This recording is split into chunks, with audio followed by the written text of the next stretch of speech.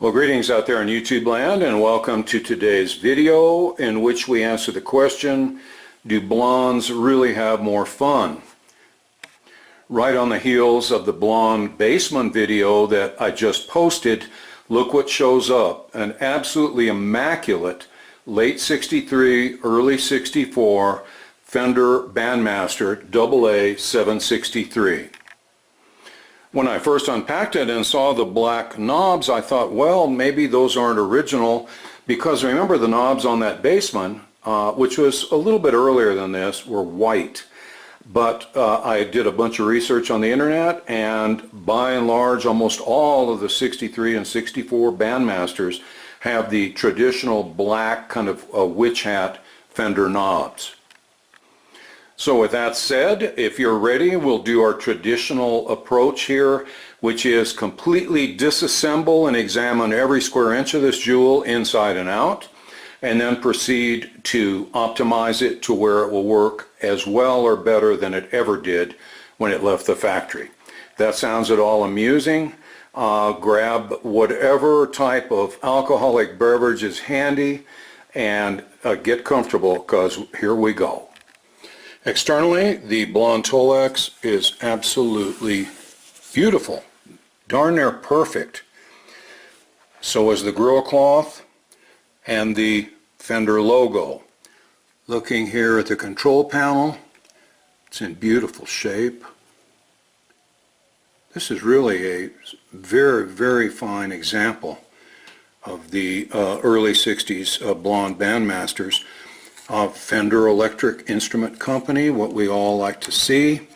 Two of the knobs are kind of chewed up. That one, and let's see down here, I think it's this one.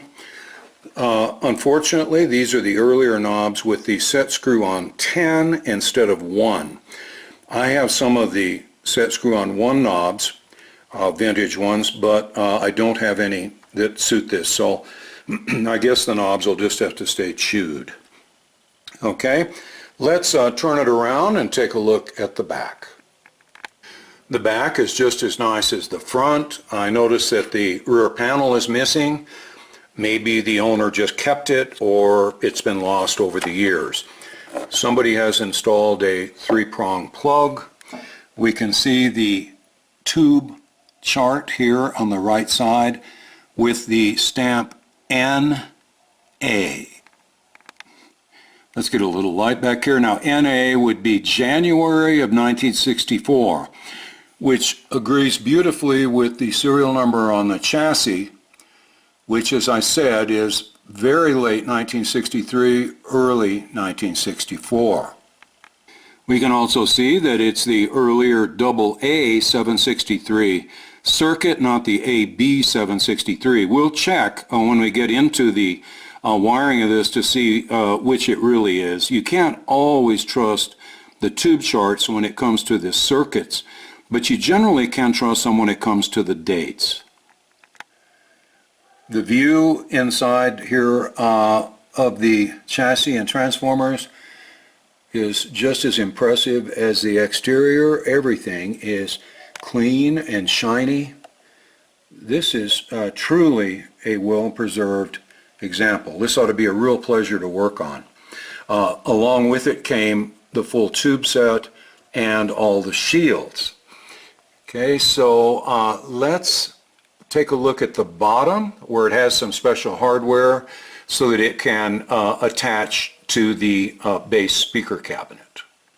First off, we see that the feet are not rubber, they are steel. We see that the corner protectors are on all 4 lower corners, not on the uppers up here. And we also see the adjustable latches that allow this to be connected down and secured to the bass speaker cabinet. Also, here's a nice touch, a routered inlet so that the handle of the speaker cabinet does not cause the head unit to wobble around. I've seen that before. This is a nice touch. Okay, so the bottom, once again, complete and just as nice as the rest of the amp and cabinet. Then just a couple details before we extract the chassis. Number one, the shorted plug here in the Vibrato pedal socket. As some of you have probably found out the hard way, the Vibrato does not work in most Fender amps unless this is shorted. You can do it with a Footswitch, or you can do it with a little specially wired plug like this. And second, all you long-time viewers know how much I relish the sight of the Underwriter Laboratories label. I'm not exactly sure what it means, since I have seen this label on some absolute death traps, but it always makes me happy to see it. The other thing I wondered about is why Fender never provided captive nuts, if you pardon the expression. If only these nuts had been somehow attached under here to the chassis so that we could simply unscrew the screws to release the chassis without having to contort ourselves trying to reach back here to put the nut on the end of that screw. Okay, it's inhumane at best. With the chassis out, the cabinet has that nice old musty odor that we love from all our old amplifiers. The 19,000 staples holding that RF shield up on the roof of the cabinet, and some sacred Tanis leaves here. This amp may have spent some time in Egypt, okay, but any of you who are fans of the Mummy know what those are good for. Well, here it is, gang, and it is beautiful to behold. Still has that sort of goldish glow to the chassis surface. Might be cadmium plated, I'm not sure. I'll scratch some off and inhale it and see. Beautiful doghouse. We're going to check the transformers in just a minute. Look at that. We've got the grommets where the wires pass through. And then down here something sort of unusual. AB0464 or 054. Remember, we were curious about whether it was a AA763 or an AB. That makes me wonder. Okay, we'll see. There's two capacitors that I know of that are different between the two circuits. We'll see which one this is. Also notice that they machined the chassis for the 4 output tube model, but then just covered over 2 of the holes for the tube sockets for the 2 tube model. Okay, now let's take a look up here at the power transformer 125P7D, and you'll see down here 125P7D. The owner of the amp was kind enough to send me this beautifully laminated schematic and layout chart. Okay, so I'm really pleased. Over here we've got 125C1A on the choke, and sure enough 125C1A on the filter choke, and the output transformer 125A6A, 125A6A on the output transformer. So everything looks legit. Let's pull the doghouse lid and see if it's been recapped or not. Well, sure enough, it's been recapped, and big time, with 3 Sprague atoms at 20 microfarads at 500 volts. And then, and I'll show you the reservoir caps here, they're ruby gold caps, and they're 100 microfarad at 350 volts. Let's see how that works on the schematic. Well, let's take a look here first at the earlier AA763 schematic, and we'll see that in that case the original values were 60 at 350 twice. Now, the reason they do this is if you put capacitors in series, the voltage adds and the capacitance is cut in half. So in this case, these two capacitors in series add up to 30 microfarads at 700 volts. Why do they do this? Well, have you ever tried to buy a 700 volt filter cap? Okay, it's pretty tough. But by putting them in series like this, 2 readily available caps, you can come up with that really high inrush current protection that you need. Okay, if we look at the AB763 schematic, we see the more traditional approach that Fender used for many years after this. First off, they went to 70 microfarad at 350 volts. Now, as we've already heard, this then will sum up to 35 microfarads at 700 volts. 5 microfarads net increase over the AA 763 schematic. Now, this is the strapping. You see here that there's a 220K 1 watt resistor in parallel to each of the capacitors. The way I understand it is, when you do this, the voltage then will be, and current will be distributed evenly to the 2 series capacitors, rather than it ganging up on one of them and overpowering it, okay? So this is sort of like insurance that the distribution of that current and voltage will be evenly applied to both caps. Now, because the rubies are 100 microfarads at 350 volts, the 2 in series then are going to be 50 microfarads at 700 volts. Also notice, and this is how you know they're in series, head to tail, okay? The heads are at opposite ends. If you look down in the valley on either side of the ruby electrolytic, you'll see the strapping resistors. Remember, they were supposed to be 220K, instead they're 100K, and they're 2 different types of resistor, which I just don't, I don't know, that just rubs me wrong. So I'm going to install some 220K matched resistors here on either side. I know that's probably not going to help, but it just makes me feel better.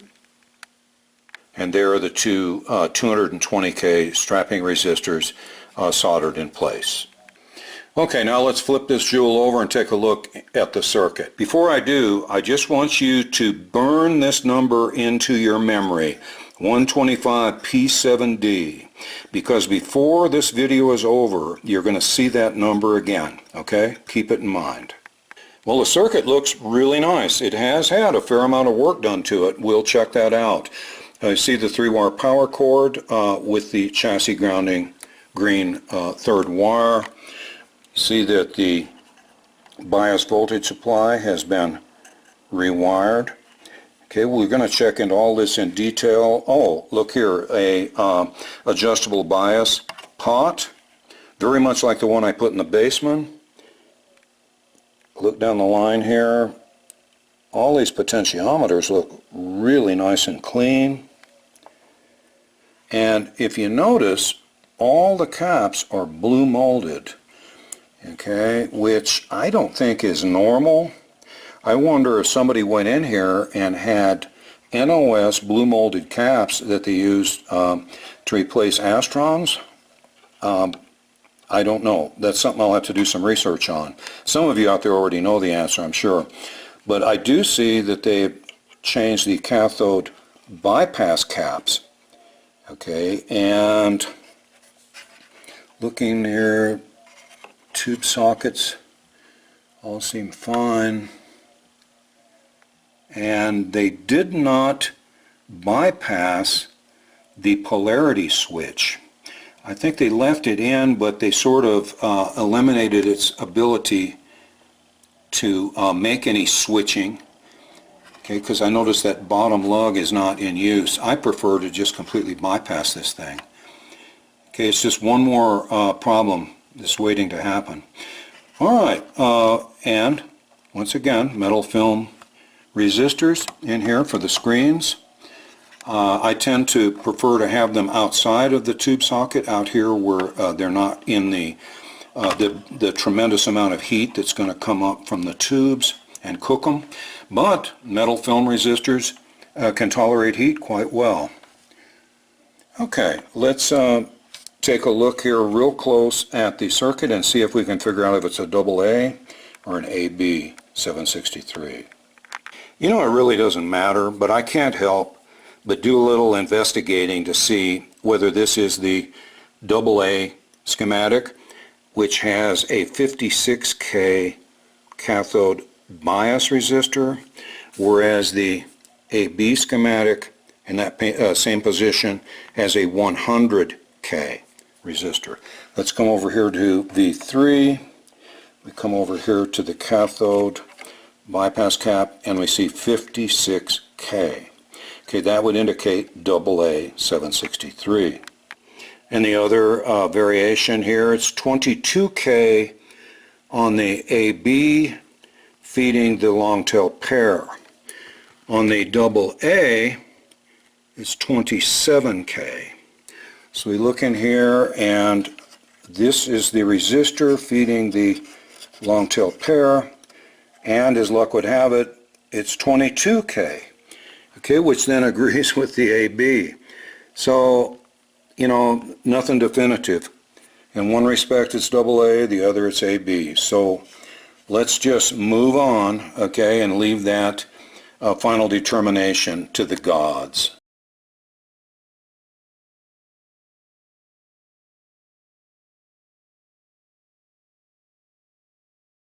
As a quick follow-up here to that 6G6 Baseman video just a week or two ago.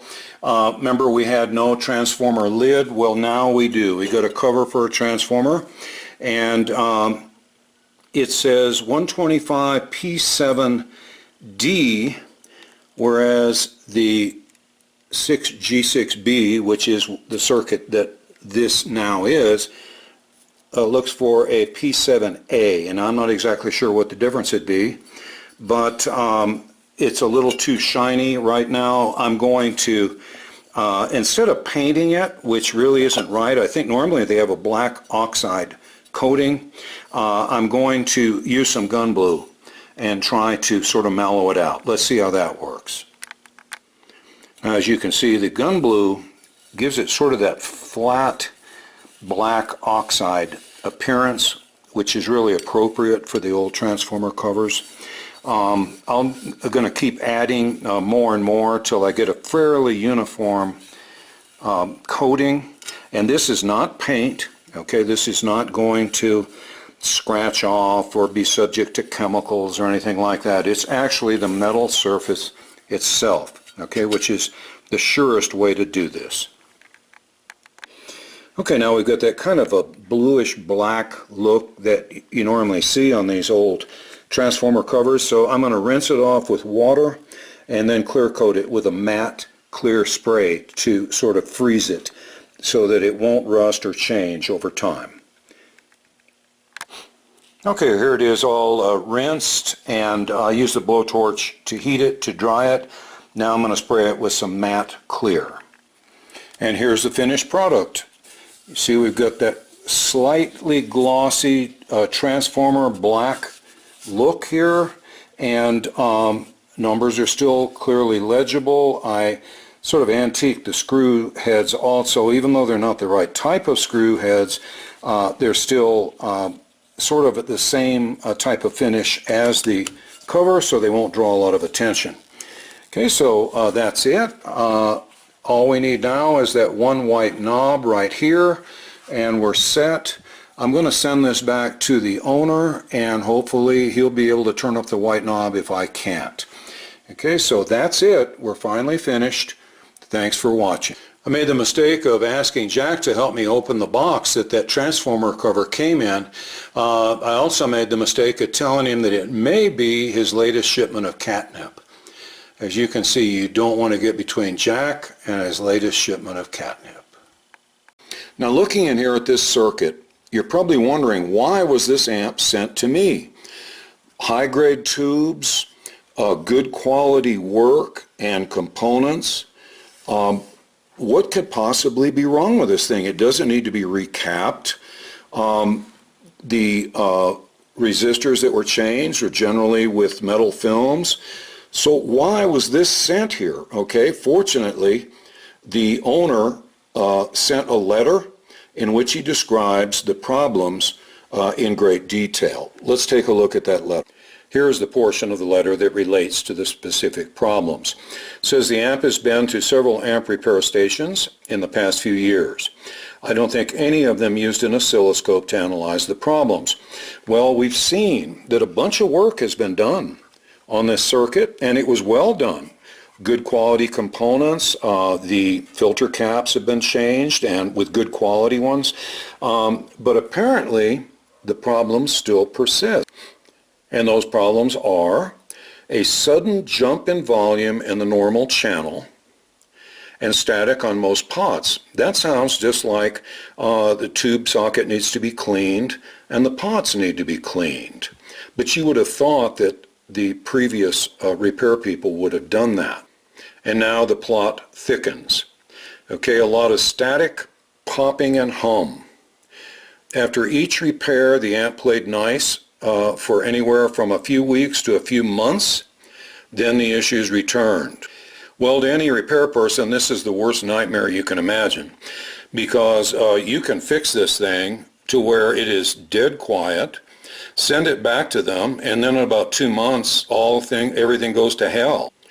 So, while we're focusing on a lot of static, popping, and hum, and only the normal channel has been mentioned, so I'm going to focus on the normal channel. Okay, but we're also going to have to try to figure out about why these problems would return. Now, one thing I'm thinking of is if the voltages are too high, perhaps the tubes are harmed over time, over a few months, and problems return. Okay, so we'll be looking at it with that in mind. I don't expect you to make another video. Well, we're doing it. And also I'm interested in the numbers on the transformers. Are they original? We've already seen that they are. Okay, so let's get started on this jewel and keep a real close eye on how the normal channel behaves.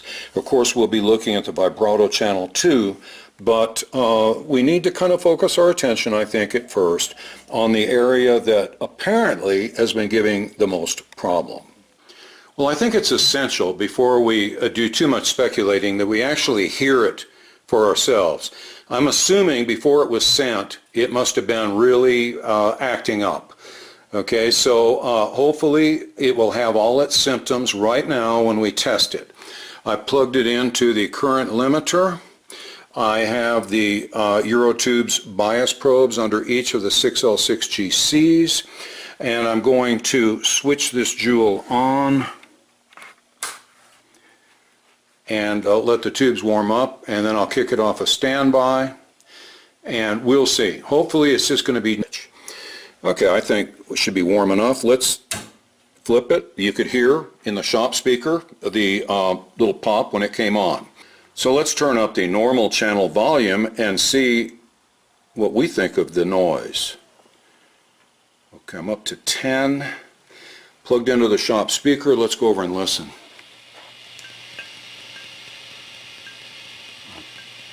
Really not hearing much noise, are you?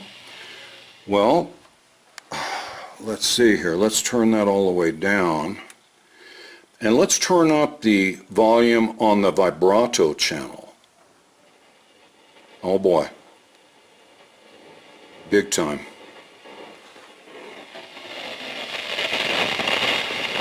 It's almost like that frying egg sound, like waves on the beach.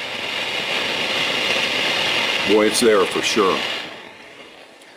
But it's in a different channel than we were led to believe.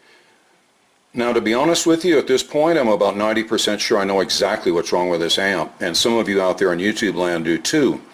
But I'm going to keep it to myself until later, and we're going to use this as a teaching opportunity with the oscilloscope. Now, oscilloscopes are absolute gold when it comes to detecting the source of noise, because you can actually see the noise and see exactly where it exists in the circuit. You can go before the noise and it won't be there. You go after the noise, it shows up, and you narrow in onto the exact source. So let's do this. Let's track the noise down using the oscilloscope and see if we can't learn something today and fix this pesky amp.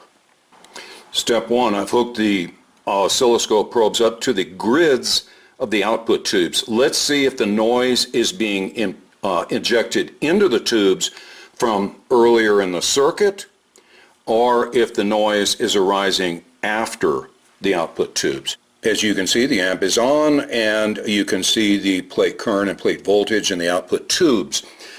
This is the image. This will be the left hand 6L6. This is the right hand. Now, they're jumping up and down because there's a tremolo in this circuit. Tremolos never sleep, okay? They're like rust. They're always sort of there in the background just a little bit, and you're just going to have to put up with it. But what you should be paying attention to is how smooth and straight those lines are. Okay, now let's turn up the volume. And you see the noise. Look at it.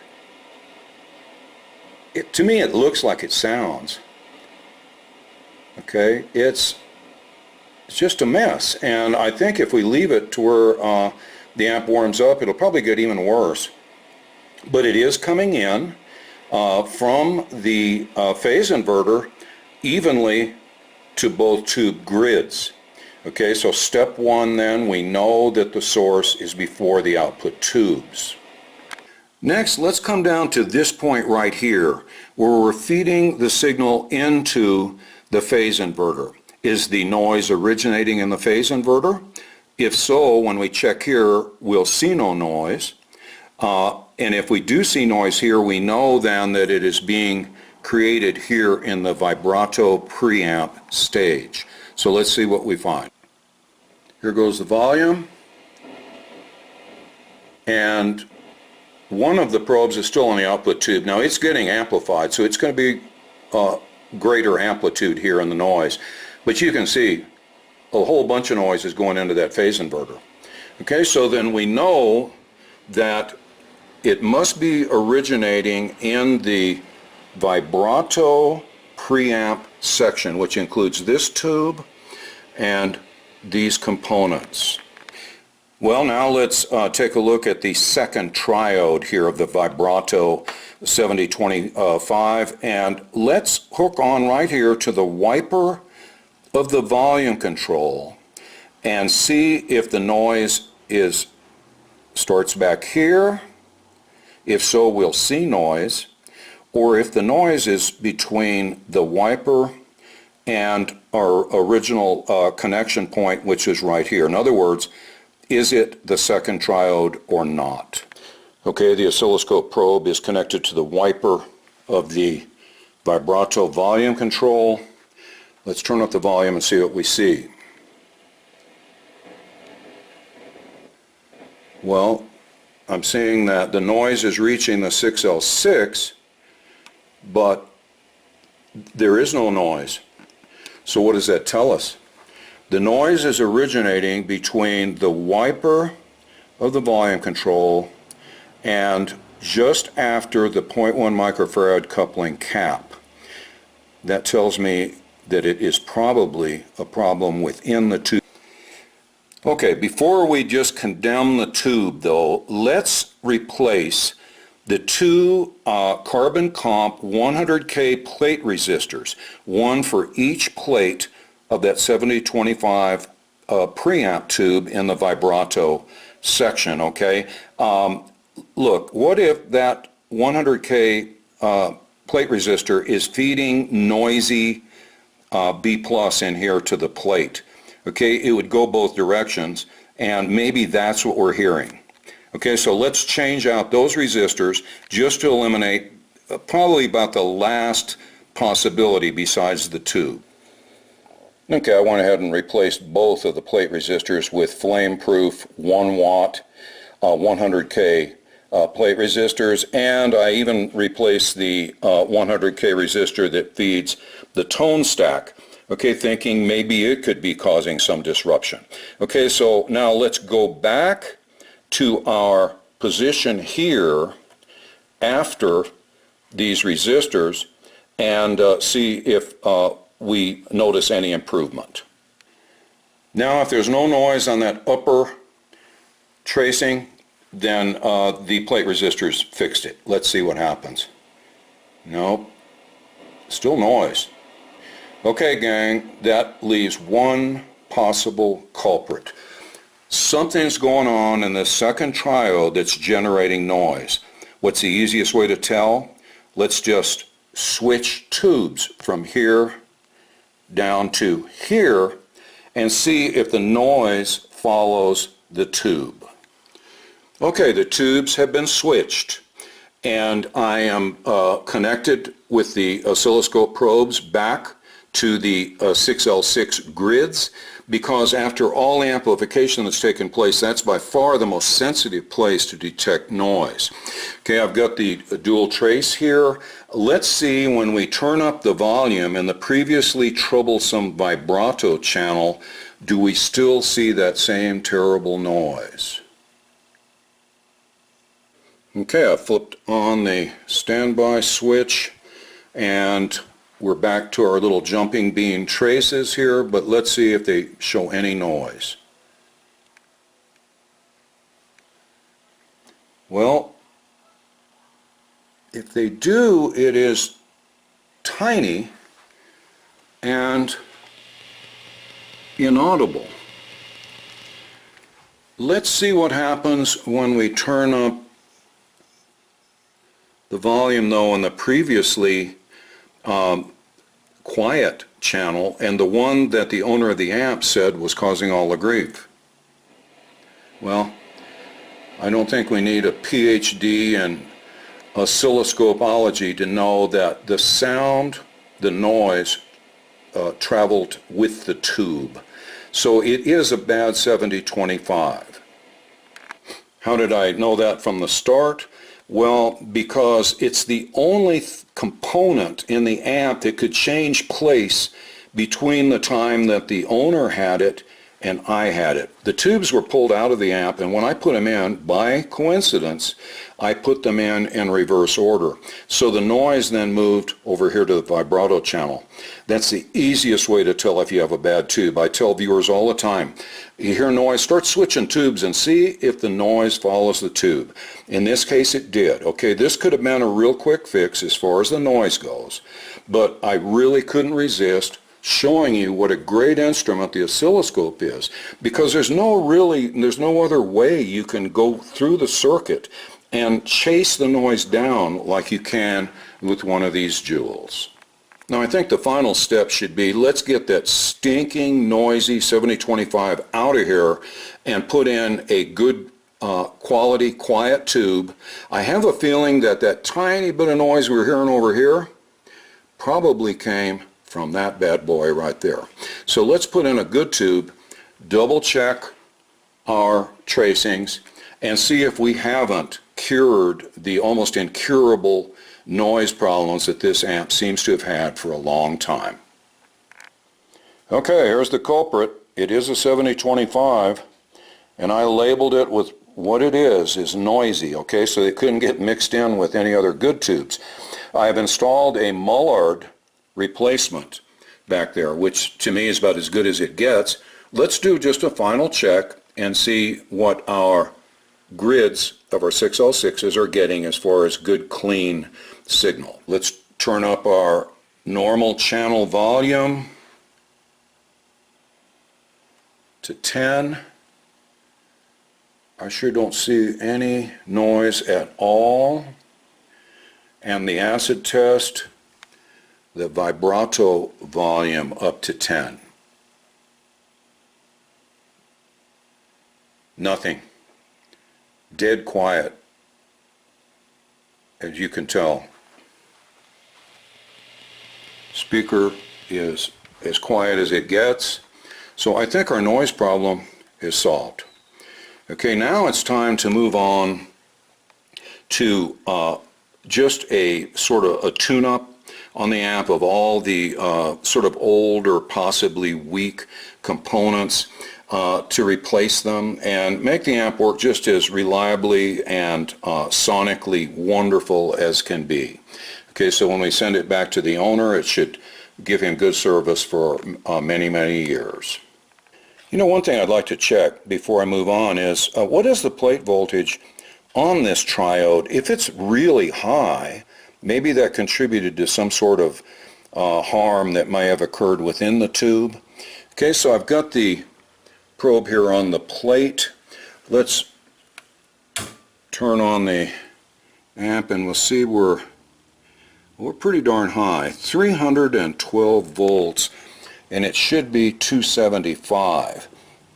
I think what I need to do is increase the value of this resistor right here, possibly up to like 5500, to bring the voltages down to a proper levels. I don't like to see 12A tubes operating at a greater than 300 volts normally. Okay, so let's take care of that right now. To determine the proper amount of resistance needed here to reduce the plate voltage on the 7025s from up around 315 to 320 down to 275, I used a resistance decade box or substitution box. You just clip on the leads and then dial in the resistance that works perfectly, and then you can read the exact resistance with your ohm meter across these two leads. This is the approximate resistance. Now if you look here, we wanted 275. How about that? 277.5. So we're right on the money. And it took, instead of a 4.7K resistor, a 10K resistor to reduce that plate voltage down to the proper level. Hopefully this will cut down on any noise or perhaps internal damage to the 7025s over time due to excess plate voltage. We can only hope. I should also say that both the resistance substitution box and its brother, a capacitance substitution box, were both sent to me by a very generous viewer named Joseph V. Thanks, Joe. There's the 10K resistor installed to give us the proper plate voltage on our 7025s. While I'm at it, I think I will adjust the output tube bias using the handy dandy adjustable bias pot. And let's see, we've got pretty good match here on these output tubes. What do you think? Run them up to 35? I think that's pretty good. That kind of brackets 35 right there. I'll calculate the plate dissipation at these values. Well, after a little quick math, it looks like we're at about 15 to 16 watts, which I think should work on this amp. I'll check with the owner and see. I think he just sort of plays at moderate levels, you know, not performing at Shea Stadium or anything, so this will probably be just fine for him.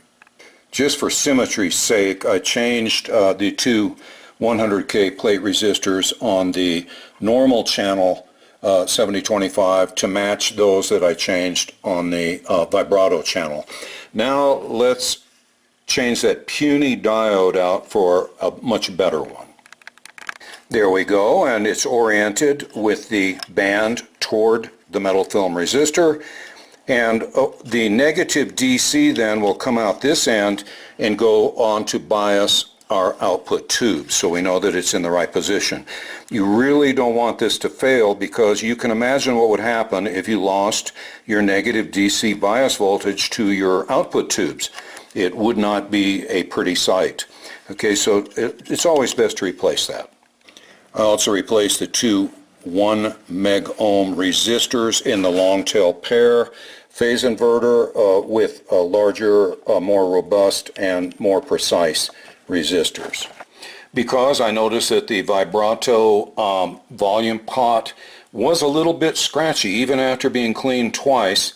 When I was watching the oscilloscope screen, as I turned it, I was getting some noise.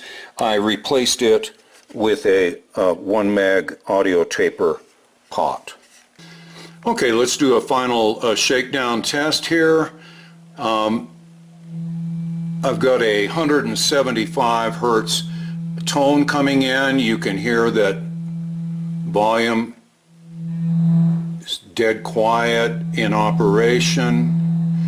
Let's see if our bass control works. Listen. Hear how much louder the bass gets? That's one thing you can do with these audio signal generators, is get a real good idea of what the cutoff points are on your tone controls. Now let me change to a much higher frequency, okay, which will probably bring every wild dog in the neighborhood to my door. But listen to the treble control. Wow. So as you can see, you can fine-tune your tone controls if you have an audio frequency. And of course, let's not forget that bright switch. Oh yeah. Lovely. Working perfectly. That's about all of that noise I can stand. Now let's try the vibrato channel. Okay, here's our 175 tone. Works beautifully. The bass control. Now we'll go to that higher frequency. Okay, there's that wonderful 4 kilohertz tone, and oh God, oh, just when you thought it couldn't get worse. Well, anyway, the treble control does work, and listen to the bright control. Works perfectly. Now let's test the tremolo, okay? We got a 500 cycle tone on, which is a whole lot more pleasant. We'll turn up the intensity to 5. Seems to sound about right. Not terribly fast. Speed control works great. Now let's go all the way up to 10.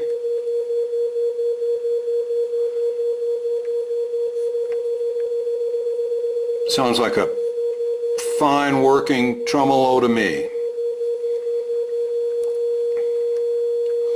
Well, I guess that's about it. We've shown that the amp is now dead quiet. The controls are silent. They're all effective and do exactly what they're supposed to do. So I think it's time to button this jewel up and get Jack and Ollie to strum a few tunes for us.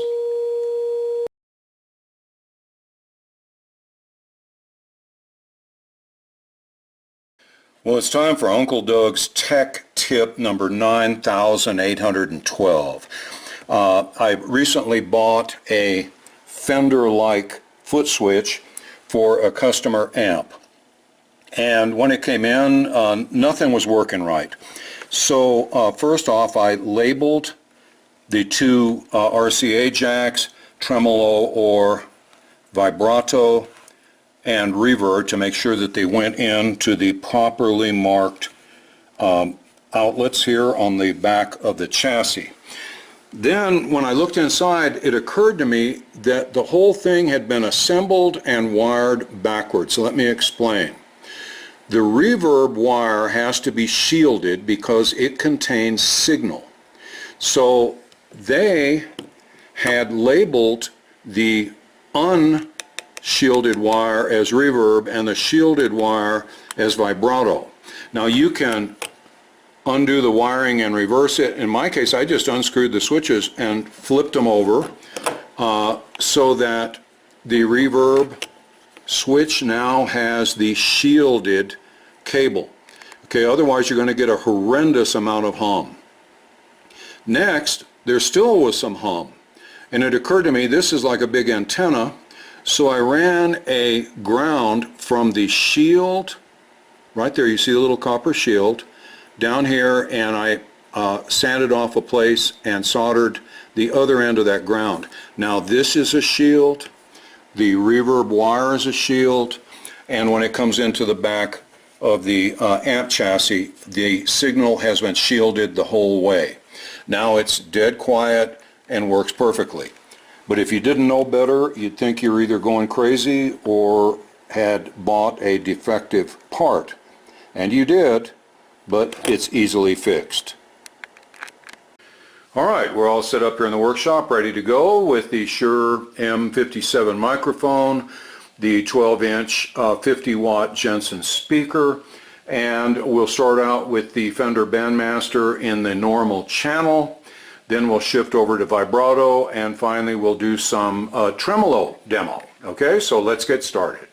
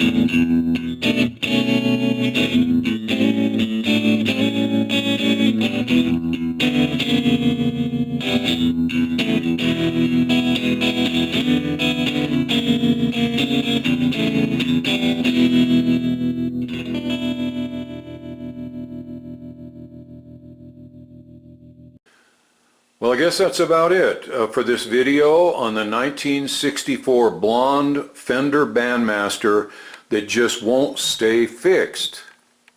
Let's hope that the repairs that I've made on this amp will last longer than previous ones have.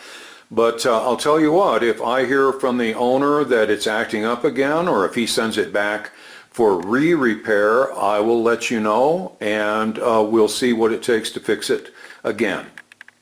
But I'm personally keeping my fingers crossed that that doesn't happen. I want to send out my traditional thank you to all my Patreon patrons and PayPal contributors. You've kept us on the air advertising free for another month, and I just want you to know how much we appreciate it. If any of you out there in YouTube land would like to join them in supporting our channel, I will put a link in the video description to enable you to do so. Also, with regards to this health crisis that we're currently enduring, I just want you to know that Jack and Casey and Ollie and I are wishing you all the very best in good health. I hope that every single viewer out there stays healthy and stays tuned. And now it's time for our second feature, which will be fairly short. It's in response to a bunch of viewer suggestions that were made at the end of previous videos, and I just want you to know that I do listen and I do act upon your suggestions. Okay, so stay tuned and you'll see. Just to show you that I really do listen to viewer comments, especially when the advice is good. On the last video, you were looking at the 1930 Model A Coupe, and a bunch of you got upset because I only had a single master cylinder for both the front and rear brake circuits. Well, after about 2 seconds of thought, I had to agree you were right, and for safety's sake, I installed this beauty here. This master cylinder is for a 1970 Corvette, and as you can see, we've got the disc brake circuit in the front, and we've got the drum brakes in the rear, so that if either circuit fails, the other one will bring you to a stop. Had to put in all new brake lines, adapters. I painted the unit with a satin black and then polished the top so it would look nice with the engine. And I think you'll have to agree, a whole lot better than the old one. So that's it for this short little extra video. I just wanted you to know I really do listen to you guys. Thank you for your good advice.